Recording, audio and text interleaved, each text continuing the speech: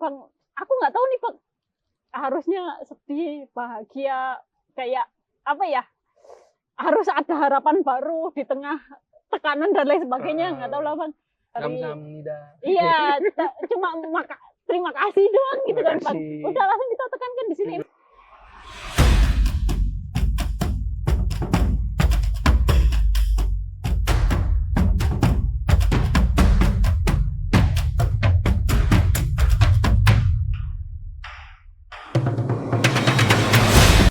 Hai supporters, hai semuanya.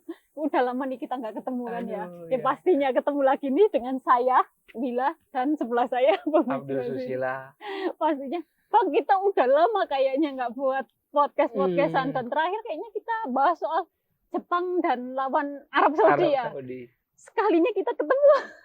Selamat tahun baru 2025. Selamat tahun baru, katanya nuansa baru Nuansa katanya. baru, era baru. Era baru katanya Era Bang. baru milik kalian. Bang, wah gak usah.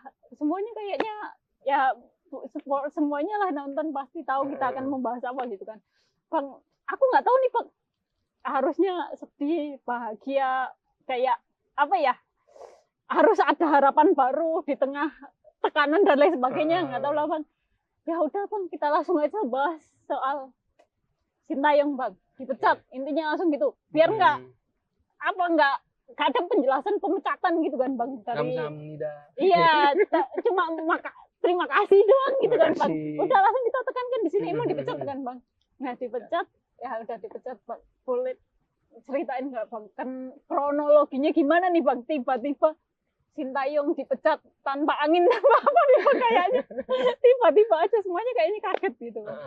Kalau kronologi mungkin gue coba tarik dulu dari kontrak Sin itu kan yang awal waktu masih Pak Ibul, Iya. Ahmad Iriawan itu kan sampai Desember 2023 kan itu kontrak dia habis. Cuma saat itu diperpanjang oleh PSSI selama 6 bulan.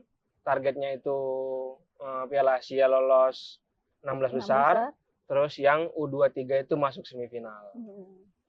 Nah, saat kita lolos, menu target tuh lolos Piala Asia di Januari Februari di Qatar. Terus yang U23 juga memenuhi target dan saat itu Pak Erik sudah jabat tangan ya agreement gentleman lah, agreement gentleman bahwasanya kontrak Sin akan diperpanjang. Cuma setelah itu agak lama kita menanti kapan sih resmi sign kontrak diperpanjang. Kita emang situasinya saat itu nggak langsung gitu ya. Gue juga secara pribadi agak bertanya-tanya kenapa nggak ada gitu, namanya biasa sign kontrak pelatih ada resminya. Saat itu nggak ada jumpa pers, nggak ada peresmian, tiba-tiba diumumkan aja oleh lewat media sosialnya Pak Erik dulu. Biasa Pak Erik dulu, baru timnas PSSI dan lain-lain. Pokoknya Pak Erik dulu. Ya agak anomali, nggak biasa dalam kontrak pelatih itu sebesar kontrak pelatih timnas tidak ada responnya, tidak ada seremoninya gitu kan pelatih ini, apalagi diperpanjang sampai 2027. Karena tidak ada jumpa pers, sebenarnya publik agak bertanya-tanya apa sih sebenarnya target Sintayong. Tidak ada target yang pasti sebenarnya, cuma disebutkan ranking. Nah, ranking. Kalau ranking berarti rentetan kemenangan-kemenangan, dan akhirnya setelah beberapa kali dalam wawancara, doorstop, entah jumpa pers, akhirnya Pak Erik bilang ya lolos minimal fase keempat kualifikasi, terus AFF ya minimal lolos semifinal. Itu situasinya itu secara rentetan waktu lah, sampai akhirnya kemarin terakhir Piala AFF gagal karena hanya menempati peringkat ketiga. Dan saat itu Pak Erik langsung menyatakan kan akan ada evaluasi. Sebenarnya bukan saat itu, setiap selesai dari event memang selalu ada pernyataan kita akan evaluasi.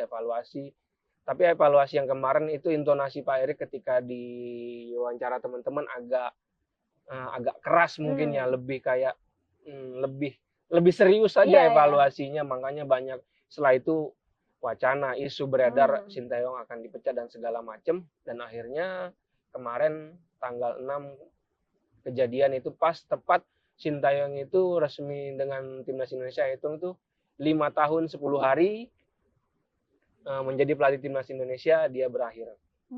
Bang, itu kan rentetan yang ya udah dari itu Bang. Bang, tapi isunya ini banyak banget Bang. Bahkan di preskon kemarin, ya salah satu teman-teman kita lah Bang, menanyakan pas di preskon, Pak ada isu soal Cina dan lain sebagainya. Pak Erik juga menyebut di Cina ada yang wah gitu ke Pak Marcian ngomong gitu. Itu sebenarnya apa sih Bang gitu kan?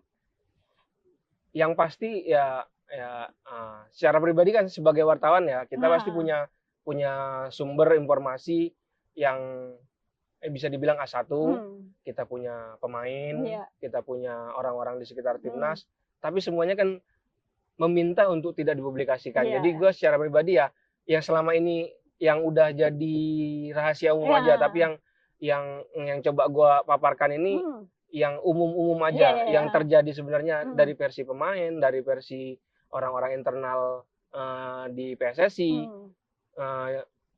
Tidak akan belak-belakan gue sebut karena ini nggak etis juga. Ya mungkin dari persepsi yang udah dibangun oleh PSSI sendiri lah. Yang pasti itu bara konflik ya, bara konfliknya itu sebenarnya pertarungan egonya sudah cukup lama sebenarnya, pertarungan egonya. Cuma bara konflik yang paling pemicu yang agak besar itu terjadi setelah pertandingan lawan Bahrain yang kita imbang, di mana kita situ sangat diaduk-aduk gitu, emosi kita marah dengan perlakuan wasit saat itu. Dan di ruang ganti itu ada kita marah, di dalam sana juga ketika di Bahrain sana juga ada situasi yang tidak bagus lah antara pemain dengan Sintayong. Kalau pemainnya ya saya kira teman-teman udah bisa menebak kan, yang rahasia umum lah yang udah banyak disebut Messilgers contohnya. Seperti apa kejadiannya ya tunggu nanti aja, mungkin pemain lambat laun akan speak up mungkin. Ya apa yang terjadi ya itu pokoknya baranya di situ. Akhirnya berangkat ke Cina, di Cina kita bisa lihat sendiri Messilgers itu kayak layangan putus, kayak gasing mainnya ini. Ya ada juga sudah sebelumnya ketika tampil di fase ketiga kan sudah dideklar bahwasannya kapten itu Jay Ijes, tapi dalam pertandingan lawan Cina tiba-tiba Asnawi yang menjadi kapten. Walaupun sebenarnya ya kapten masih tercatat Asnawi sebagai kapten, cuma agak aneh tiba-tiba balik lagi setelah dideklar kaptennya adalah Jay Ijes, kembali lagi ke Asnawi.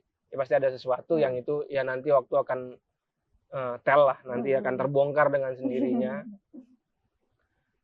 Itu barangnya cukup panas, apalagi hasilnya itu kita kalah, yang di situ kita padahal berharap banget poin, percaya diri. PSSI marah, ya semuanya kesal, semua kecewa, termasuk kita sebagai supporter kecewa. Kalau dalam pernyataan Bang Arya Sinulinga kalau tidak salah itu kemarin, sebenarnya itu dinyatakan Bang Arya ke beberapa stasiun televisi nasional seperti Kompas, juga CNN. Sebenarnya saat itu sudah pengen mengakhiri sebenarnya kalau versi beliau ya. Cuma karena pertimbangan waktu yang terlalu mepet, pertandingan masih ada pertandingan lawan Jepang dan lawan Arab Saudi, akhirnya ditunda. Dan kejadian lagi ketika pertandingan melawan Jepang yang kalah telak ya mungkin salah satu cluenya entah benar atau enggak, cuma bisa dilihat ketika itu salah satu golnya yang tercipta Jepang itu Calvin Verdong agak malas mengejar pemain, dan itu biasanya tidak terlihat dari tipikal permainan Verdong. Tiba-tiba pemain Jepang dilepas begitu aja, dari ngejar dilepas, akhirnya gol. Habis itu Pak Erik marah-marah, yang masuk ruang ganti buat konten dia itu, dan ya emang ya bukan konten aja, cuma ya emang bener marah, kesal, sampai ada pernyataan declare dia akan mundur kalau kalian tidak percaya dengan saya. Itu kan sepertinya udah puncak banget, bahwasanya emang pertarungan ego, perang ego di dalam internal tim itu udah sangat keras sekali, sehingga harus diingatkan sebegitunya, ayo percaya loh, kita bangun bareng-bareng, ini mimpi kita sama-sama. Akhirnya mimpi itu hidup lagi ketika lawan Arab Saudi. semuanya kompak lagi. Marcelino lah yang menghidupkan dengan 2 golnya itu kan. Jadi ada harapan. Ada harapan. Tapi setelah itu ya niatan dari PSSI masih tetap kuat untuk mencari solusi gimana supaya situasi ini kan ya kayak udah magma, kayak udah magmanya udah meletup nih. Kalau dibiarkan aja lama-lama erupsi. Gue mikirnya malah Pak Erik kayak ya daripada nantinya meletup jadi sesuatu yang tidak positif buat semuanya, akhirnya dia mengambil inisiatif untuk mengganti pelatih. Ya, yang diselamatkan adalah aset timnas Indonesia, yaitu pemain. Dan pemain ya emang di mana-mana pelatih berganti, ya pemain tetap. Karena ada durasinya kalau pelatih, walaupun ya kita tidak bisa mungkiri Coach Sintayong pencapaiannya luar biasa dengan kita ya, dengan segala prestasinya. Belum ada prestasi lah, pencapaian. Pencapaiannya ya lolos menaikkan peringkat FIFA, segala macam. Setelah dipecat kan pasti yang jadi ini kan biar katanya federasi ini biar tetap dipercaya dan enggak kan kalau media luar kan udah banyak bahas nih Bang. Kok gak konsisten lah dan lain sebagainya, federasi di tengah-tengah gitu Bang, dipecatnya di tengah-tengah perjuangan timnas menuju Piala Dunia gitu kan. Nah, kompensasi dari PSSI sendiri gimana sih Bang? Ya kontrak Coach Sin ini masih sampai pertengahan 2027 ya, masih relatif panjang. Sebenarnya nggak ada pernyataan resmi dari PSSI. Cuma kita wartawan ya dapat lah info dari berbagai macam sumber yang ya saya pikir bisa dipercaya. Angkanya puluhan miliar, ada yang menyebut 50, ada yang menyebut 60, kisarannya 50 sampai 70 miliaran. Itu kompensasinya, gede sekali ya. Iya, gede sekali. Ya, masih panjang masih bener apa enggak ya kita nggak tahu, cuma informasi yang kita dapat sejauh ini antara 50 sampai 70 miliar. Tapi nggak masalah kan Bang, lagi PSSI bukannya sponsornya juga lagi gede-gede banget kemarin kan. Duit kayaknya bukan hal yang sesuatu lah. Bagi PSSI yang sekarang. Walaupun ya. Dicari banget. Iya sih. Iya. Setelah ngomong kompensasi, ya pastinya ini dong, penggantinya dong Bang. Bang, penggantinya kan sebelumnya emang ada beberapa isu dan lain sebagainya, tapi yang udah keluar nih Bang, 90% lah bisa dibilang kayak gitu kan sih Bang. 90%. Patrick Kluivert. Gimana Bang? Bang Picing melihatnya dengan ya kalau bisa dibilang diakui ya dia pemain yang sukses gitu kan Bang. Pemain sukses. Makanya bisa dibilang dia sukses banget juga sebagai pemain. Tapi dengan ya kita nggak bisa bohong dong Bang, CV di tim di kepelatihannya gimana. Bahkan banyak yang semua orang tahu lah ngomongin soal ya masih mending Sintayong kayak gitu kan Bang di pelatihannya. Bang Picing melihatnya kayak gimana? Gue nggak bisa melihat segala sesuatunya dari hal yang negatif. Gue selalu mencoba positive thinking sebagai pribadi ya, sebagai pribadi mencoba positive thinking. Tapi kalau sebagai jurnalis ya gue harus mencoba tidak percaya dengan segala sesuatu yang ada. A ngomong A, gue coba pikir B ngomong B, gue pikir C. Pokoknya gue mencari sudut pandang lain.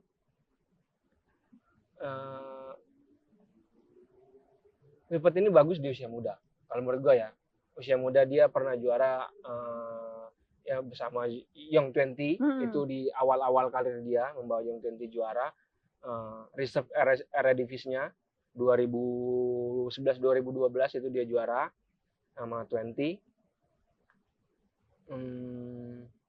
Terus di Curacao yang periode pertama ya, yang 2015, bukan ketika dia jadi interim caretaker itu. Yang kedua itu emang agak ini kondisinya nggak oke. Tapi yang pertama itu kiprah dia di Curacao itu lumayan besar sampai setelah gua kemarin browsing soal perjalanan kepelatihan dia, FIFA sampai membuat berita salah satunya itu soal Kluivert ini mengubah kultur sepak bola Curacao. Bagus dong Pak.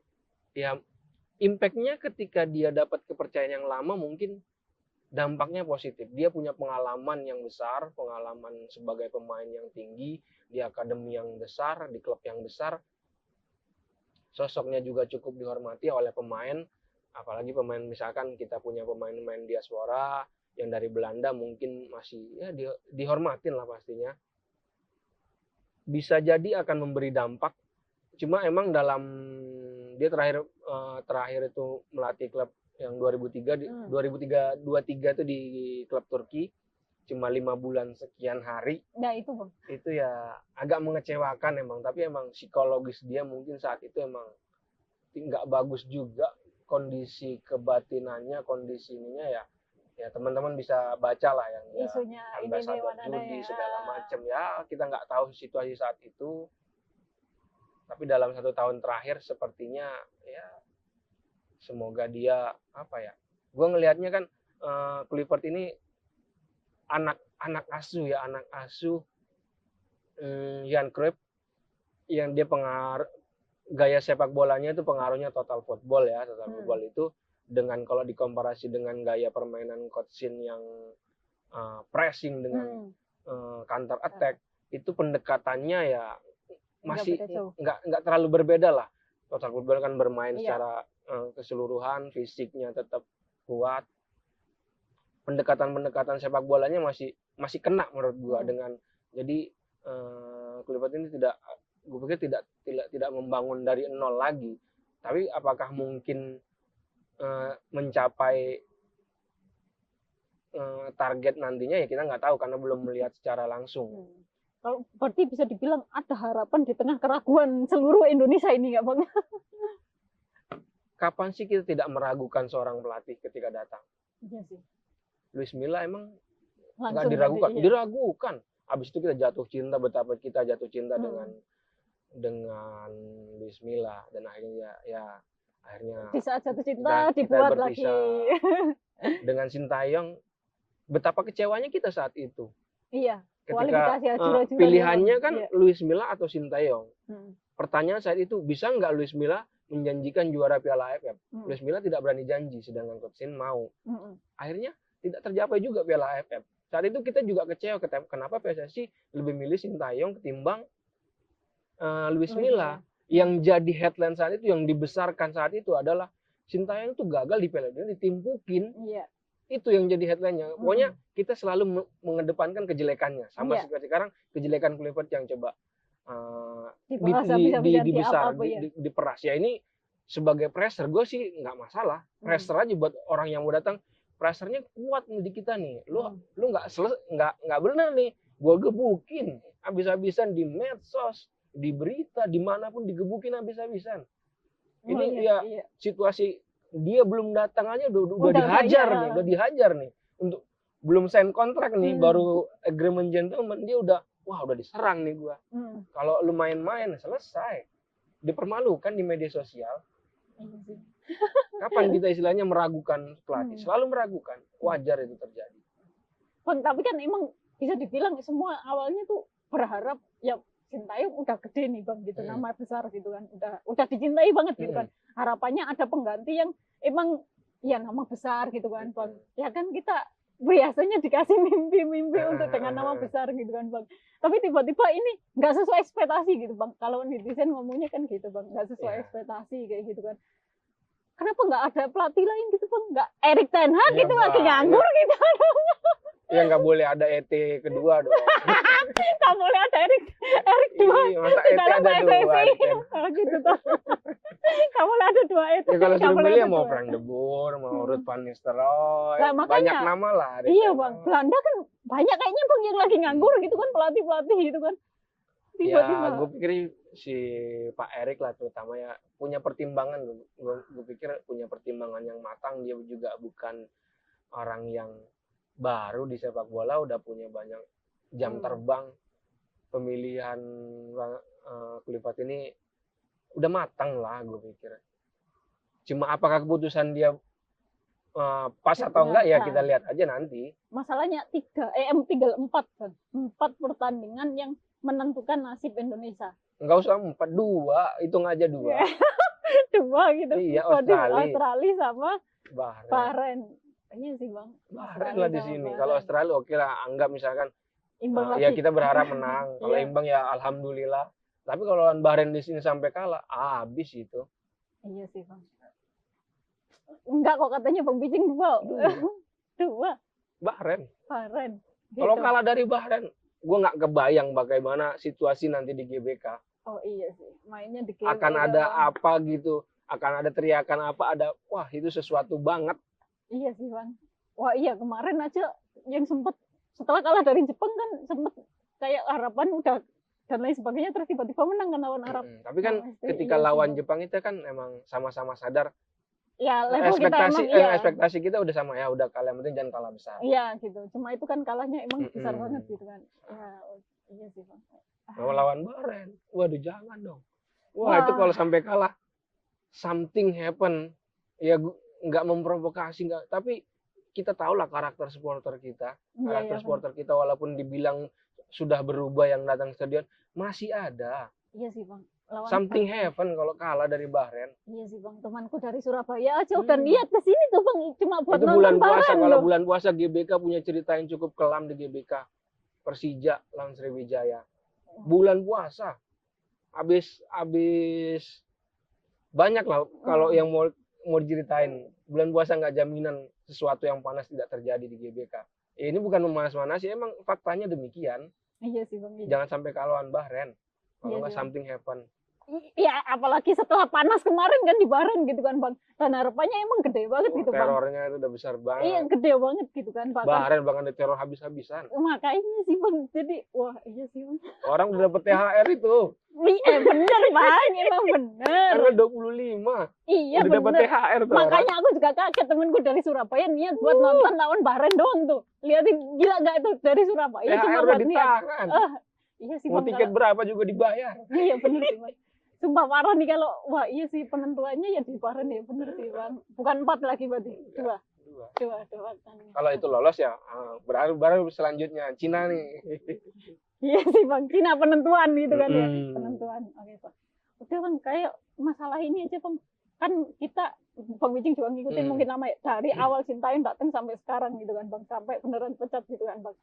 Kesan-kesannya sendiri gimana sih Bang selama liputan dan lain sebagainya gitu Bang? Orangnya humble sih. Sintayong tuh sebenarnya humble, ramah. Dia suka suka diuber gitu. Pokoknya kalau dia dipaksa akhirnya ngomong. Sebenarnya nggak mau, tapi kalau kita maksa nggak mau. Iya. Tapi biasanya emang ya lebih ke orang-orang federasi yang lebih membatasi. Sebenarnya emang perubahan drastis paradigma liputan itu kan ketika pandemi kan. Iya. Itu merubah banyak paradigma liputan, paradigma kerja yang dulunya kita bisa setiap latihan timnas itu setiap hari bisa kita datangin. Sekarang ya sistemnya terbuka, tertutup. Ya Coach Shin selalu kalau dipaksa itu ya karakter orang apa ya, orang Korea kan emang dia punya nasionalisme yang tinggi ya. Nasionalis itu nomor 1 buat dia, makanya nggak heran ketika Elkan Bagot misalkan sebagai contoh itu dia menolak panggilan apapun yang terjadi di balik itu ya, kita nggak perlu berceritain apa yang terjadi, nanti akan terbuka sendiri ya. Ya buat dia udah harga mati, lu menolak selesai karena dia Korea, nasionalisme nomor 1 gitu. Egonya besar kan, ketemu yang keras kepala orang-orang Belanda, wah ego besar ini bertarung di atas GBK ya terjadilah. Ada kesan nggak terlupakan nggak Bang? Kalau kesan sih ya beberapa kali liputan dia di luar negeri juga. Gue beberapa kali lah latihan tertutup di Madia begitu. Gue tetap maksain diri datang aja sendiri, nggak bareng temen, datang sendiri nonton. Dia ngelihat ya udah. Tapi emang nggak bisa wawancara. Tapi ketika gue datang di situ, ya udah. Paling habis itu marah-marah Bandung, nelponin, jangan gitu dong, mau diomelin nih. Iya sih, masih tapi nyantai sih Bang, beneran dah. Iya sih orangnya se-humble itu sih Bang. Enak. Paling Yu Jae-hoon, lu ngapain datang? Nggak boleh nih Coach Shin marah. Ya udah sih, gue nggak bikin berita, pengen nonton doang. Ya udah. beberapa kali gue colongan lah datang, kan beberapa kemudian ya asisten pelatih orang-orang kenal kan karena sering interaksi juga jadi enak. Kalau lu sendiri gimana?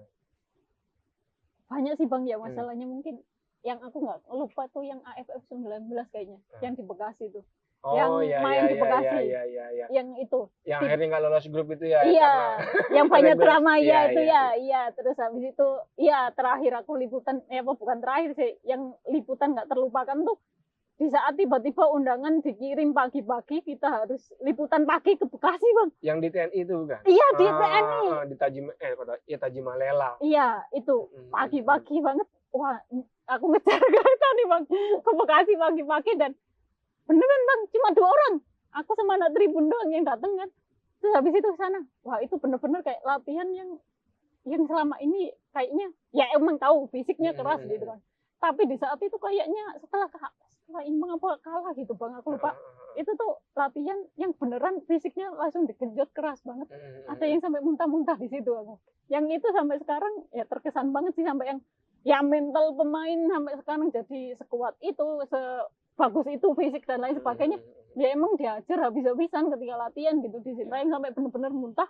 Terus habis itu besok pemainnya nggak ada, udah itu beneran aku ngelihat sampai wah itu sayangnya kan nggak boleh ngerekam gitu kan. Terus direkam udah kayak gitu, itu beneran aku sama Alfa tuh sampai kayak wah gila nih gitu kan. Wah gila, itu beneran bukan cuma satu pemain Bang yang muntah gitu, tapi cuma besok tiba-tiba nggak ada pemainnya ada. Ya itu sih yang nggak terlupakan, yang emang mengubah mental dan lain sebagainya. Itu aja sih Bang. Ini juga. Ini kan yang yang selama ini kita bilang lah, ada anak-anak kesayangan Sintayong lah. Ya misalkan Sintayong tuh terlalu mengandalkan throw-in-nya walaupun ya senjata juga ya yang bisa dimanfaatkan, terus ya pemainnya itu aja.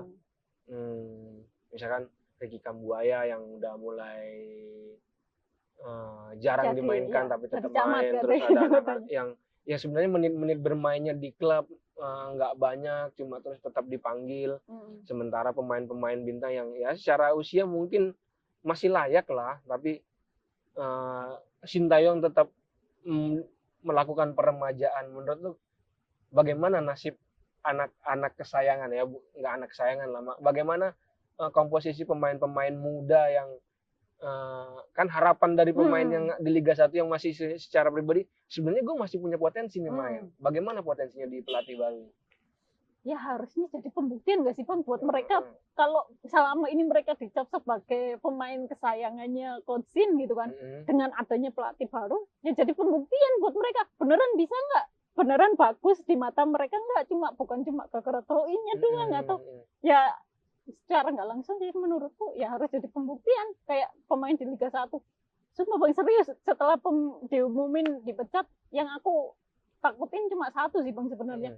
Pemain di Liga 1 masih akan dilirik atau enggak gitu Bang. Karena ya itu pelatih dengan target tinggi Bang. Dengan target tinggi yang emang ya itu Bang Bijin tadi ngomong tinggal dua game lah ibarat kayak gitu. Dengan target tinggi buat lolos, akan ngambil resiko ngajarin teknik lagi nggak Bang kayak gitu kan, dengan pemain muda ngambil dan lain sebagainya kayak gitu kan. Apa tetap akan langsung ngambil pemain-pemain yang Belanda yang ya mereka udah jadi Bang di klubnya gitu kan, di Belanda di ya Marcelino mungkin nggak dapat menit bermain Bang, tapi latihannya dengan pemain-pemain hebat ya nggak dipungkiri kayak gitu kan. Ya menurutku jadi pembuktian aja sih buat mereka Bang, bisa nggak buktiin, bisa nggak lo ditarik dilirik gitu. Berarti kan ini kan ada sisa waktu sekitar 2,5 bulan kan Minggu nanti kan diperkenalkan pelatih baru, berarti dia punya, habis itu kan bertepatan juga Liga juga udah mulai lagi kan Liga 1 kan, berarti ada potensi pemain-pemain kayak misalkan Lili Pali yang mulai dilupakan terus anggaplah Spaso, terus Maklok, iya dan banyak lah Andri Tani dan segala macam. Ya lumayan tambahan ya. Ada nggak potensi mereka? Apakah ini saatnya mereka membuktikan di liga untuk dilirik oleh pelatih baru nantinya? Ya harusnya iya sih Bang, maksudku karena ya dengan pelatih baru kan ya secara nggak langsung dia akan mencari pemain-pemain baru juga gitu kan Bang, yang sesuai dengan ya mungkin ya filosofinya dia sama nggak dengan filosofi pelatih itu gitu kan Bang. Ya secara nggak langsung ya akan terbuka lagi gitu kan Bang, dengan pelatih baru kan dia pasti pengen ya pemain baru dong Bang. Kan udah banyak cerita yang nggak mau mengandalkan pemain yang sebelumnya kayak biasa kan kayak gitu kan. Berarti ini pelatih baru menghidupkan kompetisi lagi ya untuk jadi skuad timnas ya. Harusnya sih gitu Bang, biar selama ini kan udah ke depan nih yang dipanggil ini walaupun dia nggak dapat menit bermain nih, yang masuk TSP pasti ini, yang masuk cadangan pasti ini gitu kan Bang. Iya kan, secara nggak langsung selalu kayak gitu. Itulah Bang, jadi ya mau naturalisasi sebanyak apapun, aku sih tipe yang kayak ya terserah gitu kan Bang. Apalagi Pak Erik udah ngomong kan 150 gitu kan.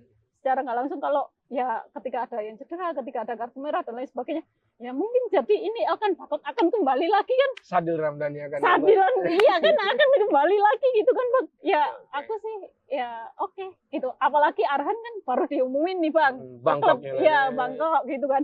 Ya mungkin dia akan dapat menit bermain dan menarik perhatian juga kan ya nggak masalah gitu kan Bang. Jadi ya aku dukung aja sih Bang, kayak maksudnya akan lebih seru gitu loh Bang. Aku menanti kayak pemain-pemainnya yang akan masuk nih siapa aja. Aku menanti keseruan itu akan ada perubahan sesignifikan apa enggak gitu aja sih Bang. Biar enggak ketebak ini aja gitu. Jadi warning juga kayak buat Hoki Caraka. Nah, kayak gitu kan Bang, pemain muda yang selama ini katanya dibuat andalan, kayak yang Hoki Caraka, kayak gitu kan. Ya jadi Sananta yang kemarin katanya nggak ada harapannya, bisa bersaing lagi buat nunjukin ketajamannya di depan sih Bang. Kayak gitu. That's my question. Udah itu aja sih Bang yang kita bahas ya. Ya kayaknya semuanya udah paham lah ya. Isu yang terbesar ini yang apa, dan pastinya harapan ya Bang Picing dengan percaya diri ya akan ada perubahan gitu kan ya Bang ya. Gue mencintai timnas dari dulu, dari kecil, zamannya Ansari Lubis, Fahri Husaini, ya Piala AFF sih. Piala AFF pertama 96 tuh gue jatuh cinta di situ, timnas Indonesia. Sampai sekarang pelatih pemain silih berganti, ya cinta gue nggak akan luntur untuk timnas. Apakah gue kecewa dengan pencatatan Sin? Mungkin ada rasanya, cuma harapan gue tetap besar untuk yang baru. Ya itu dinamika udah diputusin, mau marah-marah juga buat apa ya? Gue nantikan berharap yang lebih baik untuk kedepannya aja. Kalau mengkritisi PSSI, ya pasti kita lakukan. Pasti kita lakukan. Jangan lupa baca tulisannya Bang Picing kan udah sering tuh. Banyak kritikan udah sering kan. Udah sering baca pasti kalian ya. Ya udah sampai di situ aja pembicaraan kita, perbincangan kita hari ini. Ya di Bincang Bola, sampai ketemu di video-video selanjutnya. Semoga video selanjutnya sih penuh dengan kebahagiaan ya Bang ya. Jangan sedih-sedih lah kita. Harapan itu biar semakin tumbuh, semakin besar gitu ya. Ya sampai di sini aja. Bye.